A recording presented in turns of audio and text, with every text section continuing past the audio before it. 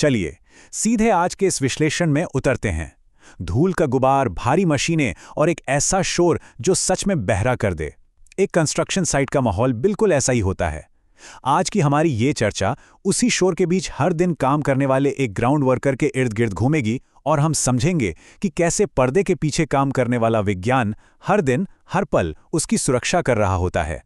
जानते हैं, इस साइट पर एक वर्कर का सबसे बड़ा दुश्मन कोई भारी पत्थर या गिरती हुई कोई नुकीली चीज नहीं है, बल्कि एक बिल्कुल अदृश्य खतरा है।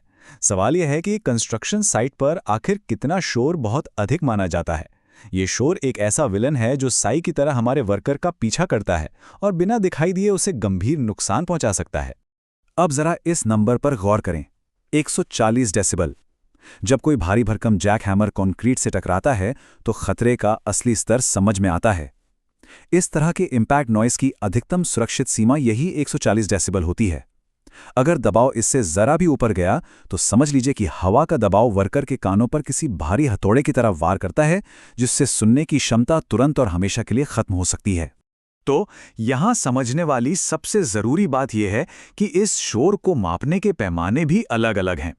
एक तरफ है ओशा, जो कानूनी नियम बनाता है और 90 डेसिबल को 8 घंटे की शिफ्ट के लिए लीगल लिमिट मानता है, और दूसरी तरफ है नियोश, जो पूरी तरह से विज्ञान की बात करता है और कहता है कि केवल 85 डेसिबल ही सुरक्षित है। क्यों? क्योंकि उनके हिसाब से हर 3 डेसिबल बढ़ने पर ध्वनि की ऊर्जा सीधे दोगुनी हो जाती है। ये कानूनी नियमों और उस वैज्ञानिक सच्चाई के बीच का फासला है जो सीधे वर्कर के कानों पर असर डालता है। इस खतरनाक शोर से बचने के लिए हवा में तीर नहीं चलाए जाते, बल्कि हायरार्की ऑफ कंट्रोल्स नाम के एक जबरदस्त रणनीतिक प्लान का उपयोग किया जाता है। ये साइट मैनेजर्स का 3 चरणों वाला एक इंजीनियरिंग बैटल प्लान है। पहला, मशीन यानी सोर्स को कंट्रोल करना। दूसरा, शोर के रास्ते को रोकना। और अंत में रिसीवर यानी हमारे वर्कर का बचाव करना। तो आगे बढ़ते हैं और देखते हैं कि रक्षा की यह पहली पंक्ति कैसे बनती है। सबसे पहला कदम है स्रोत पर ही शोर को खत्म कर देना। इसका सीधा सा मतलब है वाइब्रेशन या कंपन को शुरू होने से पहले ही रोक देना। सोचिए, अगर वो भारी मशीन खुद ही शांत हो जाए तो आगे चलकर हमारे वर्कर को किसी भारी भरकम सुरक्षा उपकरण की जरूरत ही कितनी कम हो जाएगी। यहां बायोफिजिक्स के 2 बड़े ही शानदार सिद्धांत लागू होते हैं, आइसोलेशन और डैम्पिंग। वाइब्रेशन आइसोलेशन बिल्कुल किसी बाउंसर की तरह काम करता है, जो स्प्रिंग या रबर माउंट का उपयोग करके कंपन की ऊर्जा को वापस धकेल देता है। इसके उलट डैम्पिंग एक स्पंज की तरह है, जो कंपन की काइनेटिक ऊर्जा को अपने अंदर सोख लेता है और उसे गर्मी में बदलकर पूरी तरह खत्म कर देता है। यहां देखा जा सकता है कि वाइब्रेशन आइसोलेशन असल जिंदगी में कैसे काम करता है। भारी मशीन के आधार को बाकी के कंक्रीट फर्श से पूरी तरह अलग कर दिया गया है। बीच में जो गैप या रबर है वो ये सुनिश्चित करता है कि मशीन का कंपन फर्श के जरिए सफर करके वर्कर के पैरों और शरीर तक बिल्कुल ना पहुंच सके। स्ट्रक्चर बॉन्ड नॉइज को ऐसे ही रोका जाता है। सच कहें तो ये लड़ाई मशीन के ऑन होने से बहुत पहले ही शुरू हो जाती है। मैनेजमेंट एक बाय क्वाइट नीति अपनाता है, जहां शुरुआत से ही कम शोर करने वाली और धीमी गति की मशीनें चुनी जाती हैं। न्यूमैटिक टूल्स की जगह शांत तरीके अपनाए जाते हैं, और हां, मशीनों की रूटीन मेंटेनेंस और ऑयलिंग भी शोर को स्रोत पर ही काफी हद तक मार गिराती है। लेकिन क्या हर मशीन को पूरी तरह शांत करना मुमकिन है? बिल्कुल नहीं। और यहीं पर आता है दूसरा चरण, ध्वनि के रास्ते को ब्लॉक करना। जब मशीन को शांत नहीं किया जा सकता तो हवा के माध्यम से वर्कर की तरफ तेजी से आ रही उन ध्वनिक तरंगों को बीच रास्ते में ही रोकना पड़ता है।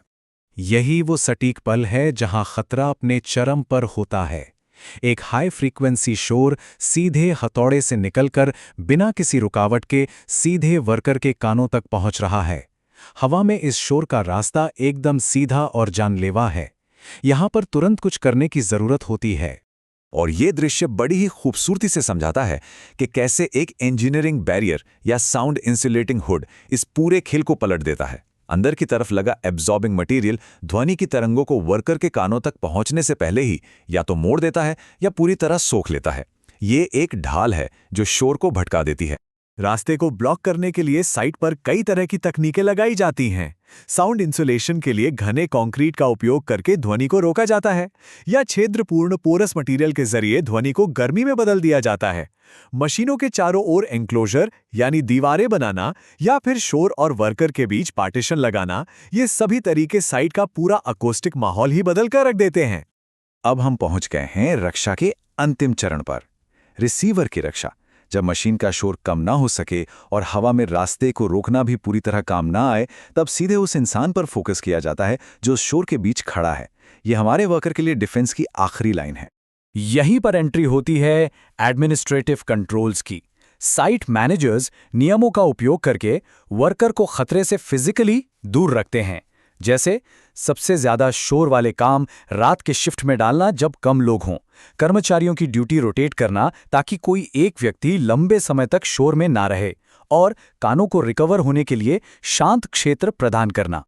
और यहाँ दूरी यानी डिस्टेंस का एक बड़ा ही दिलचस्प और प्रैक्टिकल नियम काम आता है। रूल ये है कि अगर आप शोर के स्रोत से अपनी दूरी को सिर्फ 2 गुना कर दें, तो शोर का स्तर गणितीय रूप से सीधे 6 डेसिबल तक गिर जाता है। मतलब सिर्फ कुछ कदम पीछे हटने से ही कान पर पड़ने वाले शोर में एक भारी गिरावट आती है। कमाल का नियम है ना?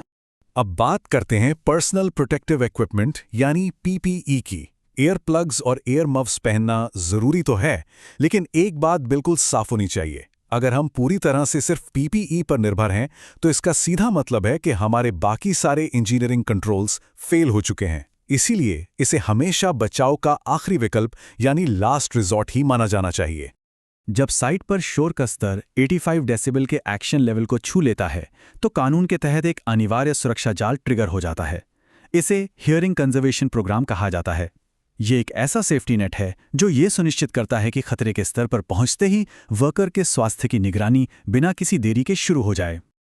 और ये कोई 1-2 दिन का काम नहीं है।